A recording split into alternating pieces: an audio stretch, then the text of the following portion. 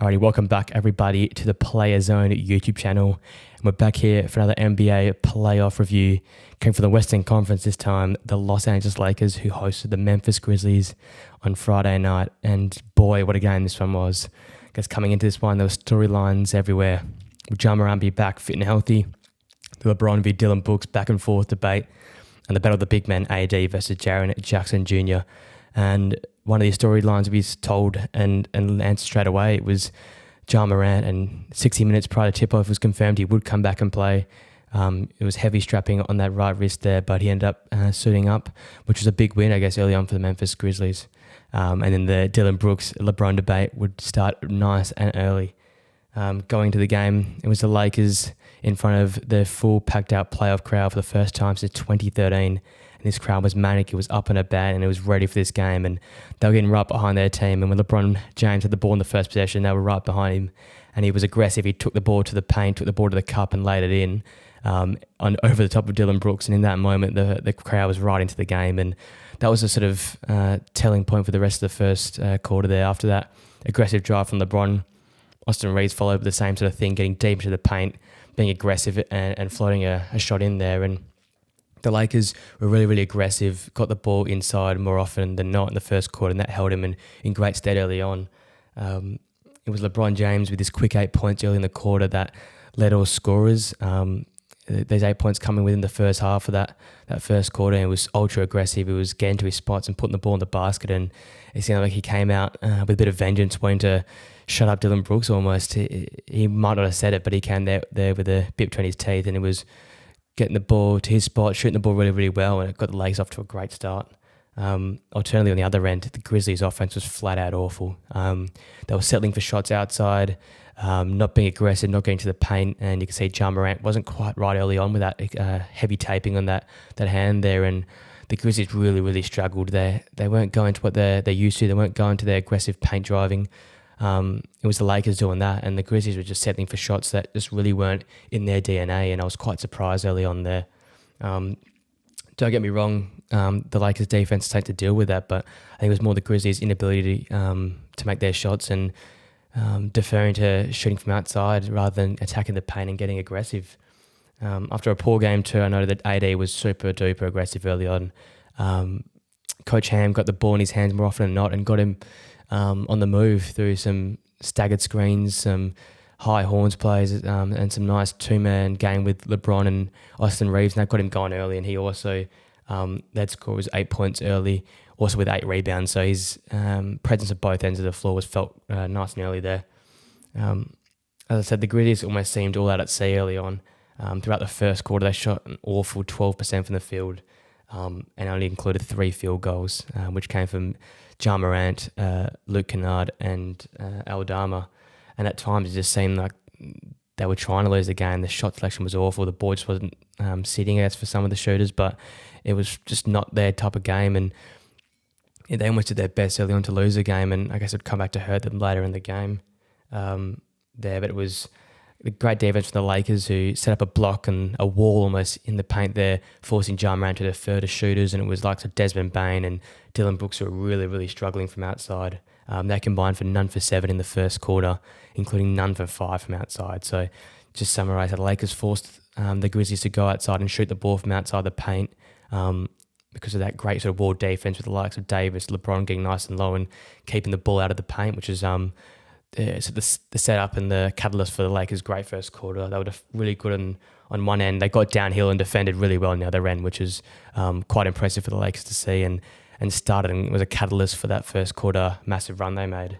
Looking at D'Angelo Russell, he was more involved than he has been in the first 2 games combined. He was getting to the paint, being aggressive, getting to the free throw line, and he was another equal top scorer with 8 points for the Lakers as well. So 3 scorers for the Lakers with 8 points, which is a good sign for Lakers fans to see. And this correlates to the 52% field goal percentage seen by the Lakers compared to the struggling Grizzlies, which made that lead massive in the first quarter.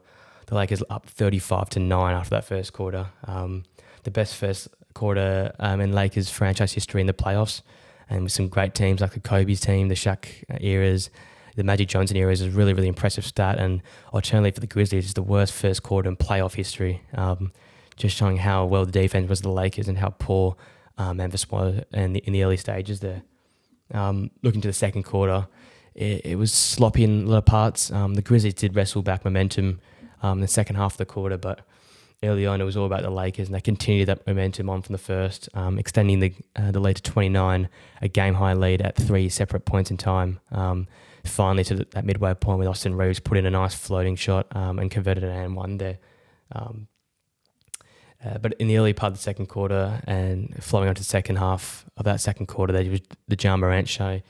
He found his touch, he hit back-to-back threes, looked aggressive, looked like the hand wasn't bothering him. In the first quarter, he misdribbled and fumbled a few balls there, and it seemed like that strapping was putting him off, but in the second quarter, he came out and looked like the Ja Morant of old, getting to the paint, being aggressive, flying downhill in transition there, and finished with 12 second quarter points, which sort of kept the team afloat. And then with the assistance of Dylan Brooks sort of finding his shot, he shot at 33% in the second quarter, putting up 7 points, as well as others chipping around like Luke Kennard and Aldama as well.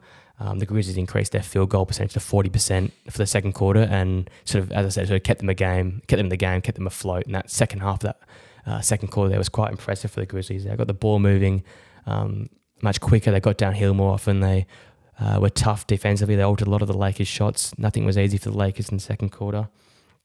And it was, I guess, built on to the Lakers' inability to shoot the three ball. They really struggled throughout the first half. I guess it was covered up by the Grizzlies really, really struggling in the first quarter there. But the Lakers shot an awful 14% from downtown in that second quarter there, only making 1 3, which was a Rui Hachimura 3. His shooting was really, really on today. And it sort of correlated to their season story. The Lakers, the first half was their postseason high in points, and the second quarter was their postseason low in points. So that swing just shows how up and down the Lakers can be. And I guess when their defense and their offense isn't at a high pace and high intensity, the game can swing the Grizzlies' way, and they took the benefit of that. As I mentioned just prior, Rui Hachimura had a massive impact, just keeping the Lakers ahead by a reasonable margin throughout that second quarter there. 12 first half points were crucial for him, almost lifting the roof off there in the first quarter when he came on, hit 3 consecutive shots. But it was 5 important, crucial points there in the second quarter, just to repel some of the Grizzly pressure there in the second half of that second quarter, including those 2 from 3. So one of the better shooters for the Lakers, despite their 3-point struggles. With the shot making sort of falling away for the Lakers and the Grizzlies sort of finding their straps, hitting their straps offensively. The Grizzlies winning the quarter 28-18, including a 10-0 run for the last minute 30 of the quarter, meant the Lakers only went up by 16 going into half-time there. I guess in a modern day of basketball, it's a reasonable lead that can be caught up quite quickly. So the Lakers had to be on their toes. Starting the third quarter with some controversy straight away. I talked about the Dylan Brooks and LeBron sort of argument, the back and forth in the media recently. And it was in the first 13 seconds that Dylan Brooks, trying to swipe at LeBron, hit him in the groin region and was ejected with a double flagrant. This halted the Grizzlies' run, and it might not have been intentional, but a really dumb move, in the Lakers' backcourt to try and steal the ball from LeBron, leading to this action, leading to him being ejected. And the momentum the Grizzlies had going into halftime was totally dissipated after that. A poor choice from Dylan Brooks, and the Lakers benefited off this. They got the momentum back, and they stretched the lead beyond 20 early on there in the third quarter. It was on the back of Anthony Davis being incredibly aggressive. LeBron James also, looking back at it, Davis was massive in this third, 15 huge points of his own, going at 40% from the field in that quarter. He was attacking Jaren Jackson Jr., who was quite foul happy in this game and got into foul trouble midway through the third quarter there. He attacked Jackson Jr., he attacked Tillman, and sort of asserted his authority and made up for the mistakes and the missed field goals of the game 2 there, and looked at his best in this third quarter here. As I said, LeBron there was almost a sidekick. He played his own sort of pace. He was still being aggressive, getting to his spots and getting to the cup, and shot a really efficient 60% and dropped in 7 points in the third quarter. So those two, in assistance with D'Angelo Russell, who wasn't as efficient but continued to put the ball in the basket, was really big for the Lakers to extend that lead back out to 20 plus and multiple times there in the third term. And it was also Rui Hachimura who kept coming up with clutch plays in the defensive end and some handy points along the way too in the third. I said earlier on in the review, but in the third quarter the Lakers found their defense again. They were strong. They were blocking out from the paint and it can just be seen by Ja Morant, despite playing every second of the third quarter, not being able to find a field goal, despite his really strong second quarter. So just showing the likes of Vanderbilt, the likes of Hachimura when he rotated on him, Dennis Schroeder as well, who defended really, really well on Ja Morant there. But I guess the Lakers' defensive scheme as a whole, they defended the paint really well and kept their Grizzlies on the outside, which came to the Lakers' benefit because they'd alter shots, they'd get the rebound, or they'd be blocking shots, forcing turnovers and getting downhill, which is to their benefit of their offense. I guess this defense is seen by the Grizzlies turning the ball 6 more times there in the third term, following up from their 7 turnovers in the first quarter there. I guess for the Grizzlies, Desmond Bane seemed to find his 3-point shooting, and Jaren Jackson Jr.'s offensive output was growing until he got those third and fourth fouls there late in the third. But the Lakers ended up winning that third term there, 35-31, and extended that lead to 20, leading 88-68 going into the final quarter. And to put it simply, the final quarter was just a Ja Morant show. If people thought the second quarter was good, the fourth quarter was doubly as good. He went on a 22-point run on his own there. So the latter part of the fourth quarter, I think the last 5 minutes, he basically scored all the Grizzlies' points. He was super aggressive. He was finding his shot. He shot 4 from 6 from outside. And the Lakers sort of disrespected him, went under screens, and he just took his opportunity to shoot the ball, and that wrist looked perfectly fine. He was nailing shots from way outside and looked really, really confident stepping into his 3-ball. And with the likes of Vanderbilt and Davis in a bit of foul trouble, both with 4 fouls, he was getting deep into the paint, attacking and getting points at his wheel. He was firing his spots, and it looked really, really impressive. So a good sign for the Grizzlies going forward that his wrist does seem fine. And boy, for the neutral, what a performance he put on in that final quarter there. The defense of the Grizzlies seemed to pick up, and the Lakers' offense sort of assisted this because they halted, they became slow. Their possessions mostly were one and done. They took shots in the last sort of 4 to 3 seconds of the shot clock, and it sort of killed their offense, and the Grizzlies took the benefit of this.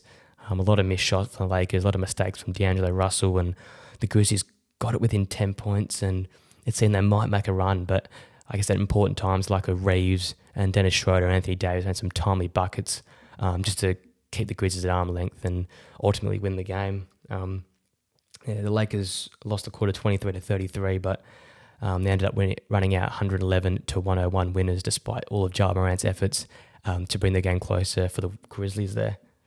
Looking at some star performers, obviously for Memphis, it was Ja Morant. He's 45 points, 24 which in that final quarter there was massive. He had 9 rebounds, 13 assists, and was just amazing, especially his 3-point shooting, 6 for 10 on the game. That wrist seems quite healthy now, and despite struggling early on, he really got to grips with the game, and without him, the Grizzlies could have lost by 30 plus. I think today he was the single outstanding figure for the Grizzlies and got them on the right track. His presence is just massive for this basketball team. And also Desmond Bane, 18 points, 5 rebounds and 2 assists, going at 50% from the field, despite a really, really quiet first half, and almost single-handedly him and Dylan Brooks just losing the game through their poor shooting in the first quarter. I think he'll be kicking himself. He didn't shoot the ball better early on, but came to grips with the game in the second half and made some big buckets along the way, which is good for his confidence going forward into game 4 there. On the Lakers side of things, AD, his presence was massive. He had 31 points, 17 rebounds, 2 assists, 2 steals and 3 blocks, and was immense. His presence, I'll talk about it later on in the key takeaways, but on both ends of the court is massive for the Lakers and was huge in their win today. LeBron's 25 points, 9 rebounds and 5 assists, almost like he was in second gear all day. The Lakers developed a big lead, so he was able to control the game, dictate the pace, and when he needed to be aggressive and attack the paint, he did. When he deferred to players who could give them self-confidence. So it was a game that LeBron was able to minimise his minutes due to the big lead the Lakers had and control the game throughout, which is really, really impressive for LeBron. He's a playoff mastermind. He's done it for many years now. He's experienced in year 20, knows what to do, and that really stood out in this game, yeah. And also Rui Hachimura is playing incredible basketball at the moment. Someone who came across in the trade deadlines made a huge impact in this team, and once again this series, a really, really big player. He's 16 points and 5 rebounds and 3 from 3 shooting. In that first quarter, they got the crowd up and about and got the crowd behind the Lakers, and he was impressive throughout this game. His shooting of the ball, his defense, often guarding the likes of Tillman and Jaren Jackson Jr. is awesome. He's a two-way player for the Lakers, and the fact that Beasley's minutes has dropped so significantly just shows the impact he's having on this team and something that Coach Ham trusts at the moment. Looking at the three key takeaways, the first one, Ja Morant's hand seems all good. As I said before, his stroke, his three-point shooting was incredible. And I guess looking at the first quarter, he seemed a bit off. He was fumbly with the ball, losing his dribble a fair bit. So maybe that excessive taping was putting him off. But after that first quarter, boy, was he incredible. Got to his spots. He was explosive, he was aggressive. And I just said, like I said earlier, his presence on the floor was massive. The Lakers' strategy and defensive structures all change around Ja Morant because he's such a player that he regards almost 2 or 3 players' attention at a time. So it opens up shooters like Brooks, like Bain, like Yaldamas and Conchans of the world. So if those guys are hitting shots in Game 4, it could be a really, really different story. It was the fact that the role players for the Grizzlies just couldn't hit their shots today. So that will come. But Ja Morant, boy, was he impressive today. And the ability to play through a bit of pain and injury is really, really impressive from this young star. And if he keeps shooting the way he was shooting today and playing the way he was playing with his 45 points, the Grizzlies can go far and make this series really, really interesting, maybe even 7 games. The key takeaway number 2 is the Lakers' pace and defense is their key to winning. I talked about earlier the ability to block up the paint, create that wall in the paint to force Ja Morant to defer to other players, the ability to block shots, alter shots, force turnovers is massive for them because when they create these turnovers, create these block shots and miss opportunities for the Grizzlies, they can get downhill. And when the Lakers are playing with fast pace and off turnovers, they're one of the better teams in their competition. Obviously, LeBron James leads the league in fast break points. So whenever the Lakers can get out and run, the likes of Schroeder, the likes of D'Angelo Russell, LeBron and AD, they all benefit. And we saw that today, and especially in that first quarter and the third quarter. Their defense was a catalyst for their offense there, and it was really impressive to see throughout. And I guess the final takeaway is the positive impact of Anthony Davis and the negative impact of Dylan Brooks. We talked about the big men battle. Davis won that today. Jaren Jackson Jr. was quite poor, in foul trouble a lot throughout the game, and his impact was minimised. And it was because Anthony Davis was aggressive. He got to the paint, he got fouls on Jaren Jackson Jr. throughout the game, especially in that fourth quarter, and it just limited his time and his ability to defend Davis, and Davis just took over. And I was saying it earlier, but the ability to block shots, alter shots, rebound the ball on one end, and the ability to be aggressive, get to the paint, dribble the ball up the court and take it to the rim at the other end is so important. He's a massive impact in this Lakers team, and you see when he plays well, the Lakers win quite comfortably, but when he plays poorly, they lose quite comfortably as well. So a lot is riding on him, especially in this series with the absence of Brandon Clark and Steven Adams, and Jaren Jackson Jr. today just got beaten by Anthony Davis, and that was one of the reasons why the Lakers won. And the second reason was Dylan Brooks. Obviously a poor ejection early in the third, halted all of Memphis' momentum and allowed the Lakers to develop that lead back in the third, and his inability to make shots and all the talk for the game, he just almost seemed overwhelmed by the moment. The Lakers fans got on top of him. He couldn't hit a shot, made a silly decision with the ejection, and basically led the Lakers to the win because of his negative impact there. Obviously a really, really great game, this one, Game 3. Game 3 is always really, really exciting to watch, and the Lakers going up 2-1 now makes the series quite interesting. With Game 4 there on Tuesday, Australian time. Really excited to see how this one goes. Will the Memphis Grizzlies respond, or will the Lakers take a commanding 3-1 lead? It's a lot to be seen, and been to see how the teams restructure and re-strategize coming into that Game 4. A really great one to watch. Thank you guys for listening. Please like, subscribe, share with some mates, and I'll see you guys soon.